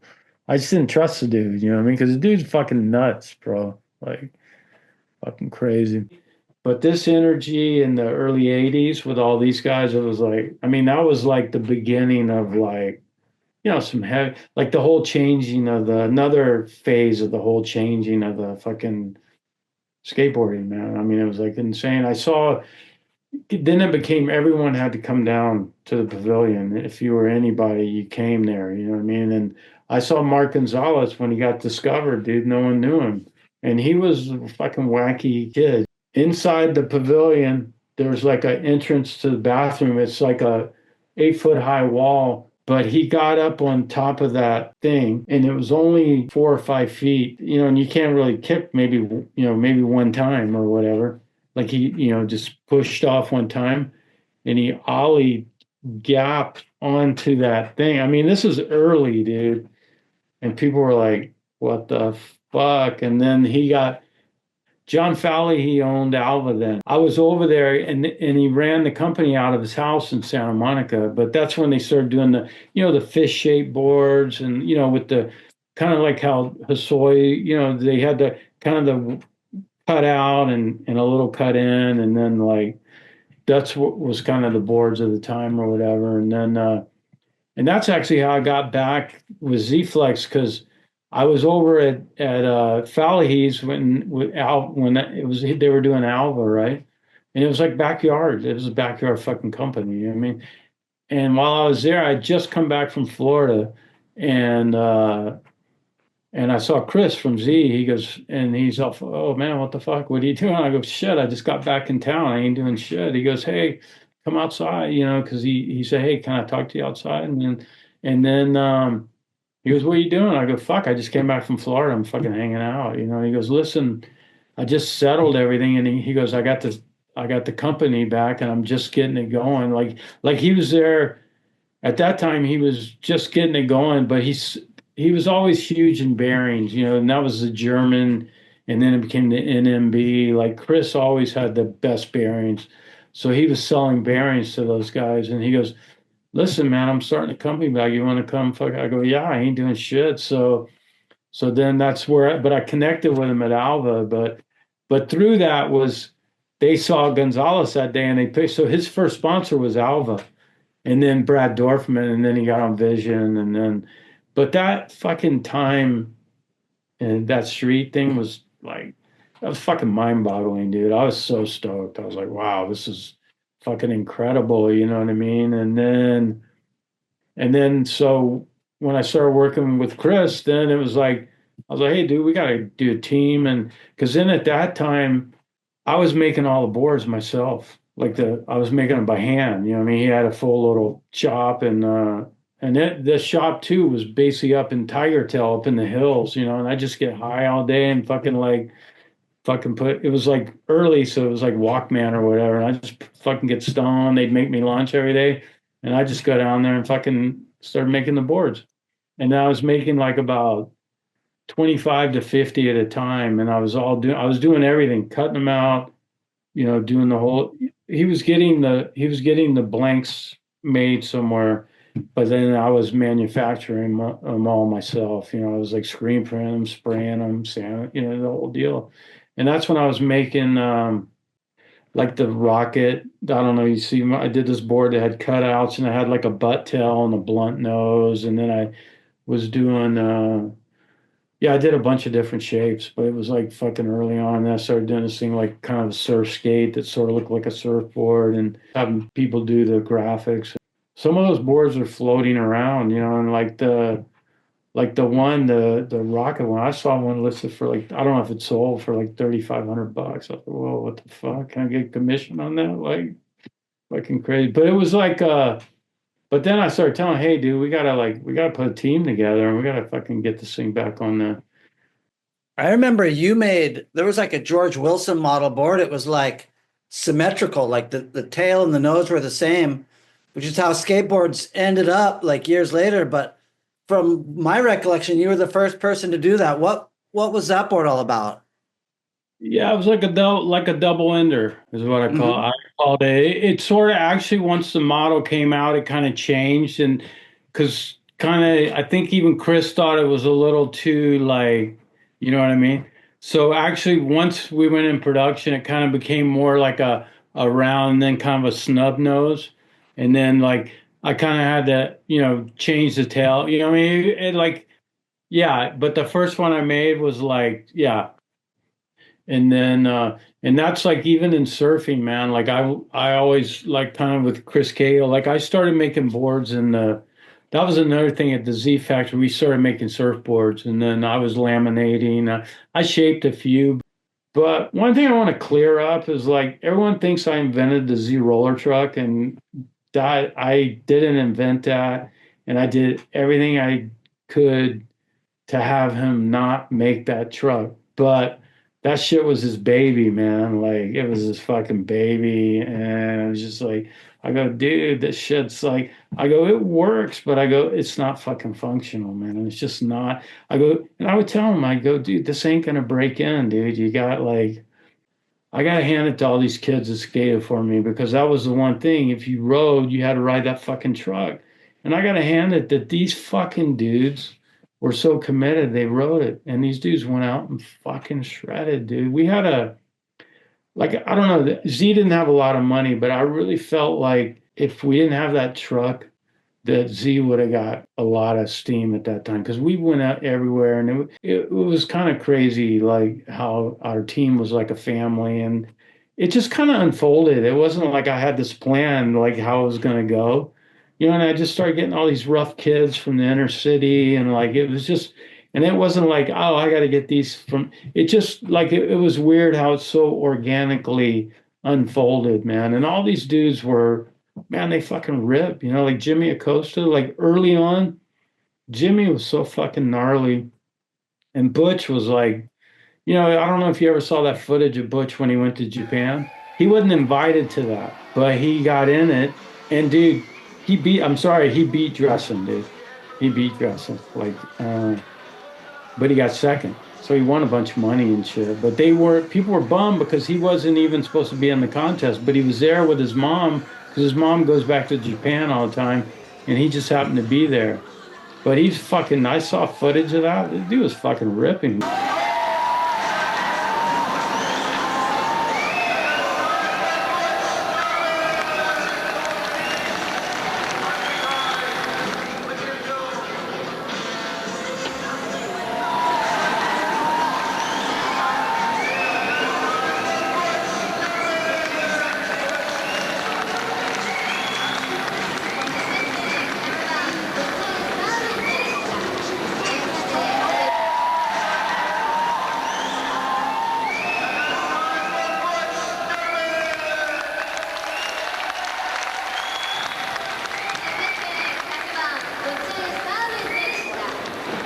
Like Butch was gnarly, but Butch was like kind of gnarly in other areas too. He was like fucking had a crazy drinking and drug problem, and like he was the one guy on the team that like drove me nuts. You know what I mean? Like, because like we traveled a lot and stuff, and man, he was the one guy that just like fucking, don't go. We were in Carlsbad.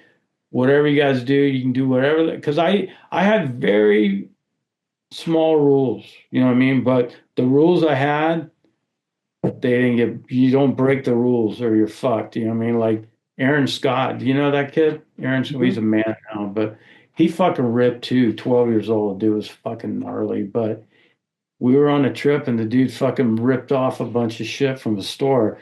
And I fucking grabbed all that shit. I fucking threw it and I tried to go, listen here, motherfucker. When we're traveling, I go, what you do at home? You do. But I go, when you're with me, you don't fucking steal.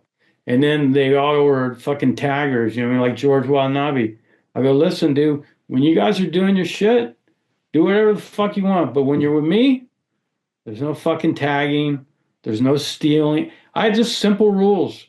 And they learned right away. Those you don't do, except for Butch, because he'd be in a blackout and fucking like, you know what I mean? Like fucking crazy, you know what I mean? Like one time I had to get violent because he tried to get violent with me and I had to like fucking shut him down, you know what I mean? But it was like, that was a fucking, like when I look back on it, I mean, the team was pretty insane. Do you know Eli Gessner? So Eli wrote for me for Z too. And, I mean, these guys are like, they're fucking creative motherfucker. I mean, early on, like, he sent me all this super rad footage, like, so early. And just the music, I was like, wow, this shit's fucking, and it was a dude, it was Moby, before he was like, before he was like known. But the one dude that was the gnarliest and got good was George Watanabe. So underrated, man. And he was one of those ones that young was ripping, but then got like so good. But that dude's like, yeah, he had, these kids were all rough kids, man, from really rough Carson, Wilmington, like North Long Beach. I had a couple kids from South Central. There was this one kid, and I met him with, Kareem Campbell. He came down, and this kid was on the team early. His name was Joel. Can't remember his last name, Joelson, but this guy was better than all these kids. But he was gone and back in the hood and in the gang. But he was gone early. But this dude was so gnarly. But the neighborhood ate him up, and that was the thing. A lot of these kids, if it wouldn't have been, it was like me too. If it wasn't for skating and surfing, I would have never made it this far, man. You know what I mean? Like I actually ended up getting a picture in Thrasher and these pipes in the Palmdale. Those fucking pipes were good, dude. And then I started taking the kids out there, you know what I mean?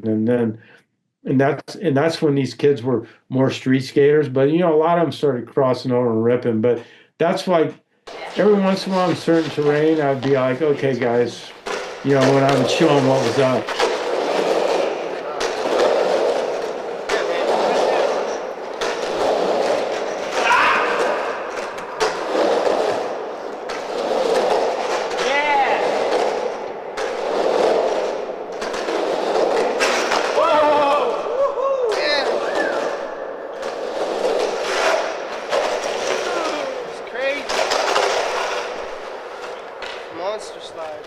In Venice, when you'd get the right ramp to wall and stuff, like some of those, the big ramp to wall in the front where it was like 6 feet of vert, and then the one in the back where there was like 3 feet of vert. I mean, those are the things where I could still like, show those kids like, okay, guys, here you go. You know what I mean? Like, it was just funny. Every once in a while, you'd have to say, look, guys, I mean, this is how it's done, kids. That was like a kind of a really great time, man. Like, you know what I mean? It was like, yeah, it was a great time, but the roller truck kind of fucked the whole thing up. Like Jason Lee rode the roller trucks. Like I was his first sponsor. And I knew he wasn't going to be around. I knew it was going to be a stepping stone for him, but he was so fucking good that I couldn't not put him on, And I knew he wasn't. And then right after that, he got on with Rocco. And then I just picked up Butch, but Jason Lee was trying to put Eddie Temple. He wanted me to sponsor Eddie Templeton. I can't. I go, I just got Butch on. I can't. So I turned to Eddie Templeton. Daewon Song wanted to ride for it. You know, like Danny Way wanted to. Like a lot of these guys, like Daewon Song always said he wanted to be a Z boy. You know, a lot of these guys, they're like, because it was like we could go and fucking take over. You know what I mean? Like the first, like George placed in the. It was the second back to the city. You know when they did them in the fountains. But George he kind of got ripped off in that one. I mean, George was fucking ripping that contest hard, and I think he might have got fourth or somewhere. He placed somewhere in the top, but he was right up there, you know. But you know, it's the city, man. You know what I mean? So, and then Jimmy Acosta, the first one, Jimmy was fucking shredding, dude. Like, but he blew his wad in the you know the warm-ups for the contest. I said, dude, don't blow your wad, dude, because he was just doing these like fucking like nose bones and these fucking tweet. Jimmy was fucking shredding, but it was cool because that was our first pro contest, you know. And I turned Butch and Jimmy pro for you know the first back to the city, you know what I mean? And yeah, it was a trip. Like I got them both like. I got them both hookers, you know. I said, okay, I'm going to give you. So I gave him some money. I go, look, go do what you guys want to do. You know what I mean? And I think they both fucking ended up getting trannies because we were in the tenderloin. Like I didn't go out and get them. I just said, here, guys, here's some money. Go do what you guys want to have a good time. So, but do you know where the Travel Lodge is in the Tenderloin? Yeah. So we were right there in the fucking thick of it, dude. That's where we stayed. That's the Man, gnarliest area. yeah, we were right there. We were in the thick of it. You know what I mean? George like came up quick, you know what I mean? And there was another contest in Del Mar. The dude was just fucking the Del Mar contest. Butch actually got the cover of Thrasher from that contest. Like Mofo got him on the rail. Yeah, yeah, we had a good time. NoHo was riding for us then too, and Pat was fucking ripping, man. Like he fucking ripped hard. But that was a good time, man. That was a good it was a good totally different from when I rode, but it was like yeah, we put together like a and that was the thing, like Z didn't really have money, we weren't and like everything had changed. And then, when Rocco came in, it became if you weren't doing this or look like this, it just kind of got lame for a small period of time. And then it got cool again. But like that whole part of it just got I don't know. It's just I agree weird. 100%. 91, 92, 93. See, and Yeah. I left like in the end of 90, like maybe 91. I was already like kind of, and then I got into the clothing industry, you know what I mean? And yeah, I was just done, man. I was like, because I was kind of like I couldn't go anywhere else with Z, you know what I mean? I was like, fuck it, I gotta, and that's what happened. I said, fuck, I want to make a clothing line for skateboarding. There wasn't any clothing lines yet, and so I approached the guy Mike Cassell and I said, listen, I want to do a clothing line for skateboarding, and he's, oh well, here's the deal. I might be fucking going on vacation, but come work with me, and if I don't go, we'll do the company. You know what I mean? And then so I started working with Bronze Age, and then he ended up going to prison. You know what I mean? So fucking, I just got involved in it. But I did create a couple brands with Bronze Age, and then it's weird, man. Like skateboarding, kind of. I've been making clothing like 30, almost 35 years, and it's all from skateboarding, man. I'm glad you survived all that, and Yeah. I'm glad that you quit drinking 37 years ago. Yeah. I gave everything up, man. Long. Yeah, I mean, because I've got almost 10 years under my belt, and we probably wouldn't be here having this conversation if we would have been dumb enough to still be on the sauce. No, I don't. I really truly feel I don't think I would have made it. You know what I mean? Because the '80s got real dark for me too. Because when I wasn't like skating and like I was like fucking you just kind of get deeper into deeper into it. You know what I mean? Like you fucking ain't leaving the house. You have all this shit you're doing, but yeah, it got ugly. You know what I mean? So Anyway, so yeah, around that, I started trying to get sober in 80, into 84, 85, and then finally, and then I did get sober in 85, and then I was sober for over a year. And then I kind of hooked up with some chick, and I thought, oh, maybe I can drink if I don't do the other shit. And then I started back again, and then I was like, nah, man, this ain't it. So then since 87, yeah, I can give it up. And it was cool Dope, too, bro. because I was like sober through a lot of the shit with those kids, you know. So I was kind of like a good, like a lot of these guys, you know, as they've gotten older, they go, dude, you don't know, you know, what a mentor you were for us, and how you were like you were like our dad, and like, you know, and like so many of them, man. And it wasn't like that was a really interesting time with those kids, man. And like how you said the way they skated and shit, it wasn't like I said, hey, you guys got to skate. Like they were just like it just unfolded like that, dude. And they just like we would just come to these contests, and these guys would just go out and they skated fast, and like, and a lot of them did tricks too, but they just mixed in the fucking like Butch was really technical early on, and then but then he just as he got in that he just started. I was all, dude, mix that shit together. Oh, there's a Z Japan now. Have you seen any of that stuff? Oh yeah. Isn't that one kid you say this kid's like pro and he's like 14, maybe he's just turned 15. This kid's gnarly, dude, and he reminds me of the kids. Like I'm like, and he reminds me of Watanabe, but this dude's like he's insane, and it's the speed, like the way that he's technical, and you know he does 540s, he does everything, but he skates. You know he does all that shit, frontside blunts on vert, but the dude skates like so fucking fast. Well, shit, George, thanks so much for man sharing all your stories with me, and I mean, God, what an honor to finally get to break it Yeah. down with you. And I was stoked when you asked me like a long time ago. I go, oh yeah, we'll do it when. Yeah, it's so cool, man. Because I got a lot of respect for you. And then like I say, I trip out on that. Like when we were on that trip, and I was like that we didn't. We were in the boat and like didn't even like put two and two together. It was just so fun. amazing. I mean, when you told me that later, I was so bummed. I was like, oh no, because Yeah, imagine we would have been out there at sea, like breaking it down. and we would have been talking about so much shit. Yeah, Yeah. but yeah, I was stoked you did it. We did it, man. You know what I mean? I'm Yeah, sure. Yeah. no doubt. Well, right on, George. Have a great night. All Let's right, do buddy. another one of these in the future. Yeah, cool. I guess there's probably still a lot more in there, I'm sure. You know what I mean? For sure. No Cool, doubt. brother. Thank Thanks, Tony. All right, Okay. buddy.